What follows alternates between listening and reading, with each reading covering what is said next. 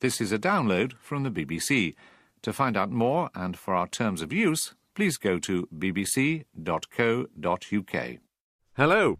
We thought this week we would give the whole of feedback over to your views of the coverage of the royal engagement, or as some have called it, Waity Katie gets her man. Was there too much? Too little? Was it too sycophantic or too cynical? But you don't appear to be very interested and seem to think it's not a big news story. So that will be the last you hear of the royal wedding in this week's programme, much, I suspect, to the relief of many. Instead, it's a fictional character who dominates our in-tray. Let me give you a clue about who he is. He's a layabout, a sponger, and he's Scottish. Yes, it's Jazza. I can make porridge as good as MD. My ma taught me that. Oh, well, there's a start. Why don't you make some for breakfast one day and keep the cold out? Way too gooey first thing. The only time to eat porridge is before a sesh. Also this week, by a miracle of digital compression, we squeeze through the airwaves into the kitchen of listener Liz Lacey, who introduces us to the highlights of her radio days. It's 7 o'clock on Tuesday, the 16th of November. 7 o'clock in the morning, alarm goes off, and shortly afterwards, the Today programme gently ushers me into the week. And being a single lady, I miss the sound of men arguing in the morning, so I was always glad to welcome John Humphreys and the team. Liz Lacey from Liverpool, which, in the view of some listeners, makes her almost unique on Radio 4. They believe this network is dominated by the tastes and sounds of South East England. Stephen Berkman lives in York and wonders whether, for example, Radio 4's A Point of View should be more accurately retitled A Point of View from London's media and academic elite. It's an interesting spot, but as far as I can see, all the people who've occupied that spot since it began have all been part of a really fairly small coterie of London media academic types. I mean, we live in a small island with an immense variety of cultures and experiences and insights. And I think it's rather lazy production. I mean, there are studios all over the country. Stephen Berkman. But what about listeners even further away from London? In Scotland and Ireland, for example. How well are listeners there catered for and represented? The BBC Trust is currently consulting listeners about the BBC's national radio stations in Scotland, Northern Ireland and Wales. Trust members may find themselves lobbied by Archer's listeners north of the border, who are concerned about what they see as the racial stereotyping of the soap's only Scottish character, Jazza McCreary. I asked my wife if she could think of one redeeming feature possessed by the car-stealing, drug-taking womanizer. After several minutes of deep thought, she shrugged her shoulders and wandered off. Some of you think Jazza is a bit one-dimensional. Here he is being harangued once again by his long-suffering housemate, Harry. If you don't like my meals, at least try cooking something yourself. Can he be bothered? You know, I've never actually seen you in the kitchen. I can make porridge as good as MD. My ma taught me that. Oh, well, there's a start. Why don't you make some for breakfast one day and keep the cold out? Way too gooey first thing. The only time to eat porridge is before a sesh. Lines the gut beautifully. Does it? In fact, I'm out for a few the night. Nice one, Harry. That's a top suggestion. 16-year-old Jamie MacDonald emailed us from the west coast of Scotland. He thinks Jazza is a shocking case of an untruthful stereotype. And is not alone. There are many others who think Jazza's irritating character is beyond belief. Jazza, the Scottish lodger, is portrayed as lazy, dirty, sarcastic and mean. My experience of Scottish people leads me to find them as having none of these traits, and they're always extremely kind. No stereotypes, please. That's just corny. I'm writing to draw your attention to a character in The Archers who seems to be in danger of being a crude stereotype. He seems to have possibly every negative character trait that the writers could think of. It does all seem like very lazy writing, which is quite happy to stereotype an entire race. Jazza seems to have been in England for some years now, maybe 10, 15 years, but he still says hame instead of home and heed instead of head. And now, I realise that, of course, he wouldn't lose his accent, but I think he would, by now, have stopped speaking in a sort of 1960s Gorbals type of accent. Philip Hatch, Ross Collins and Richard Treadwell. And it's not just Jazza who gets your goat. The Irish accent of little Rory Donovan, who hasn't lived in Ireland for years, is also raising eyebrows. Michael Johnson thinks it doesn't quite add up. I know his mother was Irish, but she's been dead for several years, and he spent all his formative infant years in Germany with a German national living in the house, if I remember rightly. Therefore, if he is going to have any sort of residual accent, then I think it ought to be German. It's all a bit daft, really. My name's Patricia Tricker. I've been a member of the Institute of Linguists for 38 years. Little Rory should have lost his accent within a week of being in Ambridge, because children don't retain an accent unless they're in constant contact with people who have the same accent. But back to Jazzer, or at least the actor who plays him, Ryan Kelly. He joins me together with the long-term Archers scriptwriter, Kerry Davis. Ryan Kelly, sorry, I mean Jazzer, of course. Is it irritating to play an irritant? No, I quite enjoy it, actually, because I'm really, in lots of ways, not like Jazzer at all. I don't drink at all, haven't for a long time, and I'm certainly not the womanizer Jazzer was, never was. So yeah, it's quite refreshing. It's quite nice to explore that part of it. Kerry Davis, what is the point of an irritant in general, which I think Jazzer probably is, and maybe even Linda Snell is, in a serial like The Archers? You go back to when The Archers was first set up. Godfrey Bazley, who started the programme, he actually drew up the core list of character types, if you like, and they included a mother and father figure, young lovers, a comic character, and an irritant. He saw it as being an essential. I think most people working in drama know that you've got to have the grit in the oyster, or you don't get the pearl of the story. And how many bits of grit have you got? I mean, do the Grundys qualify? How about Brian Aldridge? Brian, definitely. He's someone who shakes things up. We all know about his bad behaviour over the years, which has led to some absolutely fascinating storylines, especially with the affair with Siobhan and Rory, of course. Well, by the way, just while we're on Rory, there is a question somebody put to us that the accent, Rory's accent, it's a bit improbable, isn't it? He hasn't lived in Ireland for some years, Rory, but he's still got such an accent. Well, he lived with his mother, who had an Irish accent, of course. I mean, it's true that children who change location, some retain their accent, some lose it, and if they lose it at different speeds. But it wouldn't surprise me if over the years the accent does dilute as he gets older. And Ryan, what about Jazzer's accent, which is supposed to be a Glasgow one, and some people have questioned, is it authentic? It's as authentic as I can make it. Where were you born? I was born in Drumchapel. That is in Glasgow. Yeah. Mostly I think what makes Jazzer's accent quite so strong is his family. Similar to me, it's when I get with them or when I get involved with them, my accent increases its intensity. It really does. Also, sometimes if I'm speaking to people who are a little bit too English, in the words of an auntie of mine, then I tend to sort of increase the accent a little bit more just to disconcert them slightly. We've had some letters from people who think that, Jazzer's an unfortunate stereotype of a drunken, drug-taking Scot. Don't believe such people really exist. Have you met any like that without many redeeming features? Yes, I've come from a family of about 67 at the last count, and some cousins I have are like that. Primrose tweeted us to say, I'm worried that Jazzer is suffering from racial stereotyping. What was that about deep frying something? Do you ever, when you get a copy of the script, say, I want to defend Scotland here? No, because even Scottish people laugh at deep frying things. They tend to laugh at themselves. And I think that the first rule is that you've got to be able to laugh at yourself. It's important to realise that Jazzer doesn't, the one character cannot possibly be expected to represent a whole nation. And Jazzer rather represents a type of person, a lad who's fairly rough and ready, who likes a drink, who likes the women, has a few redeeming features, but is, still has a lot of rough edges to be knocked off. That's what he represents, rather than Scotland as a whole. But Ryan, don't you sometimes want to be really loved? Well, he's had his elements of that too, back in April when he won the talent show. So I think, he has his elements of being loved and liked as well, and trusted, which is even more important. Now, Kerry Davis, you also take care of the Archers website. When was it last updated, and just how popular is it now? In fact, this week we've just seen a major refurbishment of the site. It is the most popular part of the Radio 4 website, well used, both by people coming to listen again to the programme, to find out synopses, or to find out sort of background information about the characters, to learn more, look into back storylines and that sort of thing, or to talk about the programme.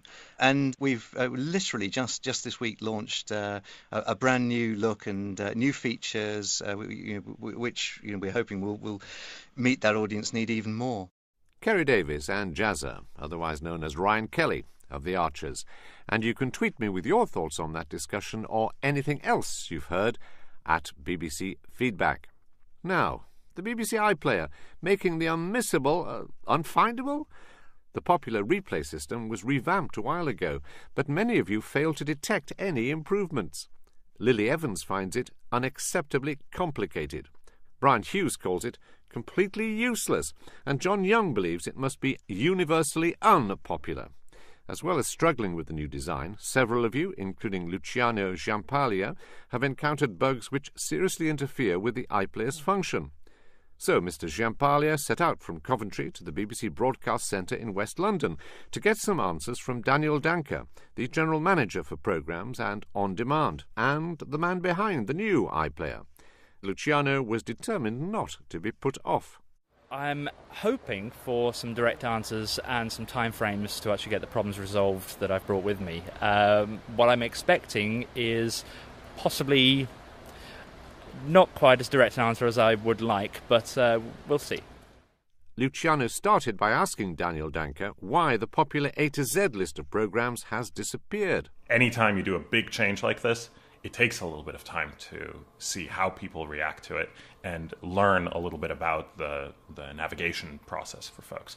And we're doing that now. So, for example, to take your A to Z example, that's actually coming back into the experience. It was one where we did a lot of testing, and it didn't come out during all that testing. It was months of testing, and it never came out. And of course, we launched, and we got fairly visible feedback from our audiences that was something they missed. And so we're bringing that in. Do you actually read the forums yourself? Because there's a lot of user comments on there where people genuinely do feel ignored. I've seen them myself, threads with hundreds of responses complaining about certain aspects of iPlayer that just get closed with no user interaction from the BBC whatsoever. There's several folks on my team and on others around the BBC that read all of the posts that we get online, and certainly do make an effort to respond to as many of them as possible. It's feedback like that that drove us to do things like bring A to Z back, where you have a look at the feedback and you say, wow, we've got a really energetic group of folks that are saying this was a mistake, this is something to bring back, and it is exactly that kind of feedback that we value. Do you not acknowledge that you have actually made some functions more difficult to actually use? For example, when you're in the radio section and you click on For You, for example, it just feels like there's a lot of wasted space. I mean, you could very easily have a small box that has Resume Last Played on the actual front of it. The last viewed program is available in Favorites, so if you go to the Favorites tab at the top, you can get to it right there. But it's a fair point that was something that used to be right there on the front, and is a little bit more hidden now. It's 6 or 7 mouse clips buried a few layers deep in the actual system itself. It can't be that difficult to bring something like that back to the surface. It's good feedback, and I think that we're looking at the data, we're looking at the stats, I'm registering a very strong vote from you on bringing that much closer to the foreground again. With regards to the actual streaming of the programming and the actual uploading of the programming, a lot of the times there seems to be a very large delay. It's an area of investigation right now, and without a doubt it's actually a very high priority in the team to address. So you can assure us that in future we will have programs loaded onto the service faster than in previous times? Absolutely no question about it. That's an area for optimization. The other question I have is regarding the downloading system. Certain radio programs aren't available for download. Sometimes they're available for listening and they disappear completely before you can even get access to downloading them. Could you elaborate on what's actually going on with regards to that? We had a fairly serious bug in the latest release of the desktop client that made it so that programs would disappear that had previously been downloaded, and I'm sure that was an extremely frustrating experience for our audiences. We released a fix for this that's available online, and we'll be incorporating that fix into a main upgrade to the product that will be rolled out very shortly. Can you give us a time frame on when you actually implement the feedback that you've actually been given? You'll be seeing the A to Z change come back out in I think it is the next couple of weeks, and the changes that you were talking about with respect to the download client, the patch is already available today, and we look forward to having that rolled out as an upgrade very, very soon, certainly before the end of the year. Daniel Danker being grilled by listener Luciano Giampalia. And perhaps because of Luciano's persistence, or else by pure coincidence, things have actually moved even faster than Daniel promised. If you use the iPlayer desktop, then we've been assured it will upgrade to a new bug-free version within the next week. And if that's too long to wait, then you can still find the patch that Daniel mentioned on the BBC Internet blog to help you download radio programmes. And, far from taking a couple of weeks, the A to Z feature has already been reinstated. A result, or as Alan Partridge would say, back of the net. Now, if you visit almost any BBC building at the moment, you will almost certainly be asked ever so nicely to contribute to Children in Need. There is no escape on the airwaves either, as listeners to Radio 2 and viewers of BBC television will be well aware. But here on Radio 4, you rarely hear exhortations to support the BBC's corporate charity. Well, the times are a-changing. References to Children in Need are creeping into this network's schedule, notably via 2 specially written plays, one about a children's refuge for runaways and another about young carers. Gareth Hydes is the head of editorial for the Children in Need charity. Our desire really is just to get out as much as we can information on the people that we help. And some of those stories are very, very hard to tell. And we hadn't gone down the drama route before. Both of the writers in residence worked closely with the project leaders. Both of the projects, one was a project that supports runaways, one was a project that supports young carers. So as a result, they got a very accurate picture of what went on. So you're happy that these things work they're not just going to increase the amount of revenue you get. Are you happy that they're also going to work as drama for the listener?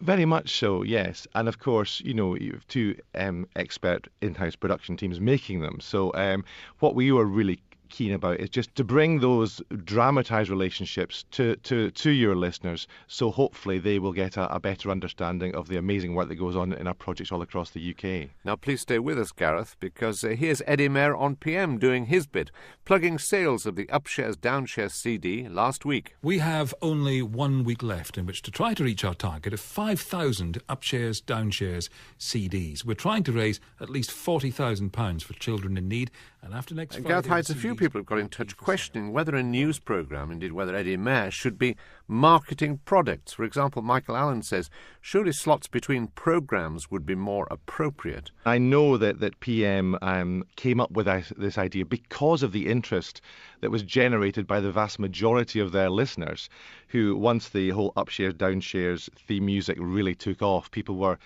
clamouring people to get hold of it, and many people actually suggested that it be done, as to benefit a charity. Oh, I understand that, but some people would say you've got to be purist about this. News has got to be kept separate. It can't be involved in selling or marketing anything, however worthwhile. The BBC, in all its forms, has been involved in children's appeals since 1927, and we're delighted that we're still part of the BBC, part of all of its output. And really, it is a matter for individual editors. Gareth Hydes, head of editorial for the Children in Need charity. We'd be interested to know what you think about those questions or anything you've heard on BBC Radio this week. You can call 03 333 444 544. Standard landline charges apply, but it could be more expensive on some mobile networks. Or alternatively, you can write to us at feedback, PO Box number 67234, SE1 P4AX. This time last week, an avid listener of the World Service was released from house arrest. She is, of course, Burma's pro-democracy leader, Aung San Suu Kyi. There was much rejoicing on the streets and in the world's media about her new freedom. But one question remained unanswered. It's Gianmarco Hopkins here from Aylesbury. Well, I've been following the news reports from Burma. And before each news report, we've been hearing a disclaimer that the BBC isn't allowed to report from Burma. Held in the country for 20 years. The BBC's banned from reporting from Burma, but one of our correspondents has travelled there. For her protection, we're not revealing her identity. There's very little sign on the streets of Rangoon that anything out of the ordinary is planned. Then we get an unidentified female voice going on to report the release of Aung San Suu Kyi. We've also had some reports from Adam Minot and from John Simpson. Our correspondent, Adam Minot, was at the scene. On a poor quality line, he described the moment when Aung San Suu Kyi reappeared in public. So I'd like to know, are they actually reporting? Or are these people at risk from the media-shy regime in that country? John Williams, the BBC's World News Editor, has the answer. Well, clearly we had a number of different teams inside Burma. They weren't staying together and they all operated in different ways. John Simpson was there, and it's very difficult to pretend that John Simpson is anybody other than who he is. Clearly, he is very well known, and we took a decision that it was only right that we identify him, because to do otherwise would be bizarre. The correspondent whose identity remained secret, we did that for her own security. There were no explicit restrictions. It's not like during Iraq in the reign of Saddam Hussein, where we had to submit ourselves to the censor. But our people were followed around by secret police. They were not there on journalist visas. The Burmese authorities did not want any journalists inside Burma. So we were there illegally. And that puts some restrictions on what we can and cannot do. Having different teams around Rangoon meant that we were able to get different pieces of the jigsaw and put them together. She was able to go to places that John wasn't able to go to, and it meant that we could get different pieces of the jigsaw inside Rangoon and put the pieces together for the benefit of the audience, and I hope that's what we achieved. BBC World News Editor John Williams. We at Feedback are always keen to proclaim that this is your programme and that our job is to put the questions and find out the facts you want to hear. But some listeners have written to say that it doesn't sound as if we, of course they, or you, own it. So we've come up with a feature which tries to rectify that imbalance. We've called it Radio Days. Not the most pulse-rating title, so please send us some alternatives, like The Voices in My Head, perhaps? Or perhaps not. Well, first up, to fill the feature is Liz Lacey, a lecturer and writer from Liverpool. She discovered Radio 4 when she had to spend 6 months flat on her back because of an injury. Since then, she has been what she calls a committed forehead. It's 7 o'clock on Tuesday, the 16th of November. The news headlines this morning. So, 7 o'clock in the morning, alarm goes off, and shortly afterwards, the Today programme gently ushers me into the week. And being a single lady, I miss the sound of men arguing in the morning, so I was always glad to welcome John Humphreys and the team. You say we'll be all right up until the middle of next From year. then onwards, it's a maelstrom of activity in my house because I'm usually getting my son out to school and getting him out of bed for a start, which is a process like chipping cement. For the day with Dr. David Wilkinson of St John's College, Durham. The time is 10 to 8. 10 to 8, thought for the day, time to get yourself down those stairs and out into the street, my lad, and get on a bus. Good morning. I'm a big Woman's Hour fan. I used to do my ironing to it in 1973, which was the last time, in fact, I did any ironing.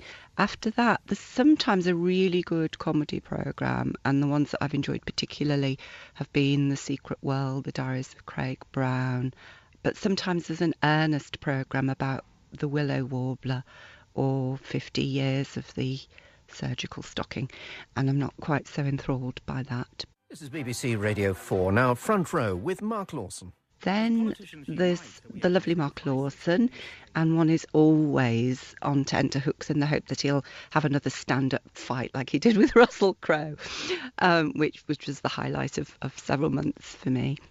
I'm a little dumbfounded that you could possibly find any Irish in that character. That's kind of ridiculous, but it's your show. So you're going for... Well, no, I'm just hung. You're going for Northern England. My son's 13, and of course it's in his job description not to like anything. And then one night he came and he was sitting on the bed and there was a comedy programme on, and he started to laugh and found this really quite amusing, and also was vaguely surprised that it was actually genuinely funny. Brain of Britain, the nationwide general knowledge contest. And occasionally he will startle me by giving me a fact about China. And I said, where did you hear that at school? Oh no, it was on the radio this morning. So it must be doing some sort of good. That's Liz Lacey taking us through her week in radio. And if anyone else out there is listening while dealing with a household of different radio tastes, then do please let us know. You'll find our contact details on the feedback pages of the Radio 4 website. Last week, Today new boy Justin Webb told me he's planning to be a bit more combative in his interviewing style on the programme. This provoked a fairly combative reaction from many of you. Brian Watkins is just one of many listeners who got in touch to say that they feel this approach is counterproductive.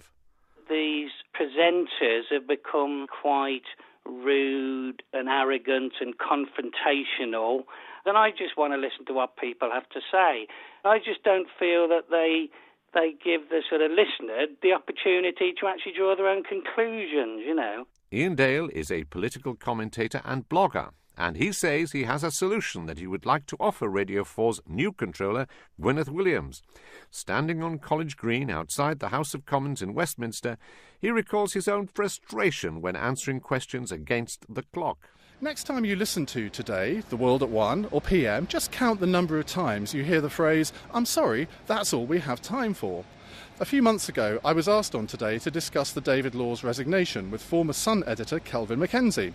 Evan Davis asked me an initial question.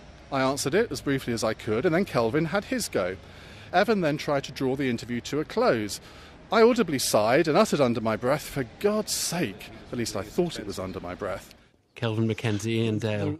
Oh, Ian Dale, one last very quick comment, Ian Dale. Well, I think it's time Radio 4 stopped treating its listeners like kids with attention deficit syndrome. Where has the forensic 30, 45 or 60-minute interview gone?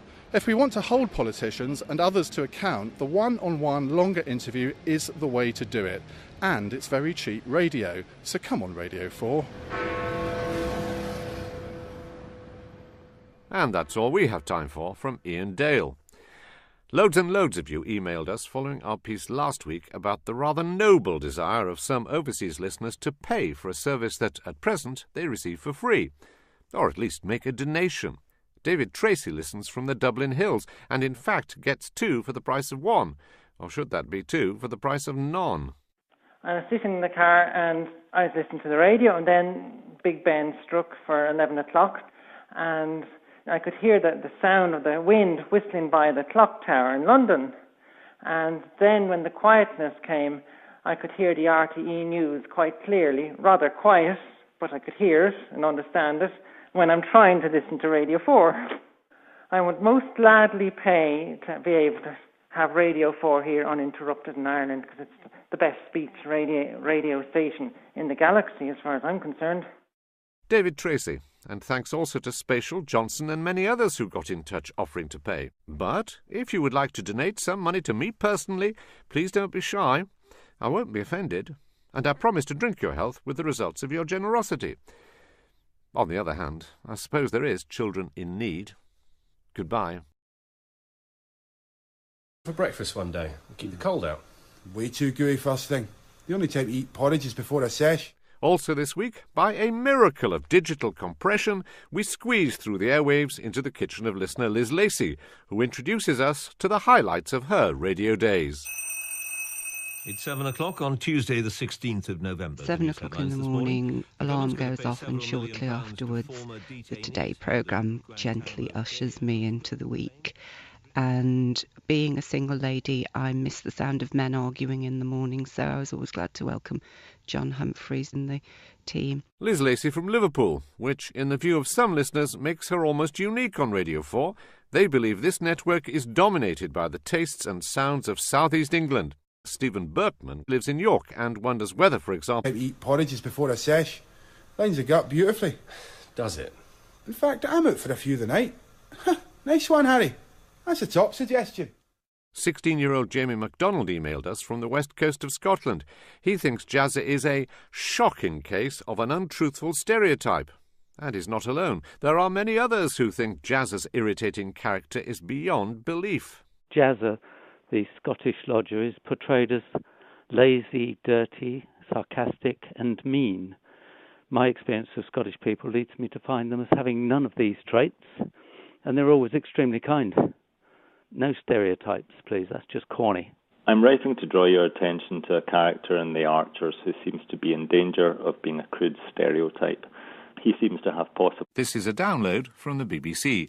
To find out more and for our terms of use, please go to bbc.co.uk.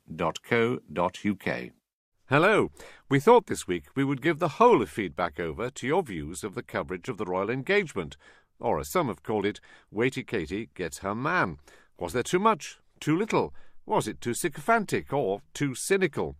But you don't appear to be very interested and seem to think it's not a big news story. So that will be the last you hear of the royal wedding in this week's programme, much, I suspect, to the relief of many. Instead, it's a fictional character who dominates our in-tray. Let me give you a clue about who he is. He's a layabout, a sponger, and he's Scottish. Yes, it's Jazza. I can make porridge as good as MD. My ma taught me that. Oh, there's a start. Why don't you make some... Northern Ireland and Wales. Trust members may find themselves lobbied by Archer's listeners north of the border, who are concerned about what they see as the racial stereotyping of the soap's only Scottish character, Jazza McCreary. I asked my wife if she could think of one redeeming feature possessed by the car-stealing, drug-taking womanizer. After several minutes of deep thought, she shrugged her shoulders and wandered off. Some of you think Jazza is a bit one-dimensional. Here he is being harangued once again by his long-suffering housemate, Harry. If you don't like my meals, at least try cooking something yourself. Can he be bothered? You know, I've never actually seen you in the kitchen. I can make porridge as good as MD. My ma taught me that. Oh, there's a start. Why don't you make some for breakfast one day and keep the cold out? Way too gooey first thing. The only For Radio 4's A Point of View should be more accurately retitled A Point of View from London's media and academic elite. It's an interesting spot, but as far as I can see, all the people who've occupied that spot since it began have all been part of a really fairly small coterie of London media academic types. I mean, we live in a small island with an immense variety of cultures and experiences and insights. And I think it's rather lazy production. I mean, there are studios all over the country. Stephen Berkman. But what about listeners even further away from London? In Scotland and Ireland, for example. How well are listeners there catered for and represented? The BBC Trust is currently consulting listeners about the BBC's national radio stations in Scotland.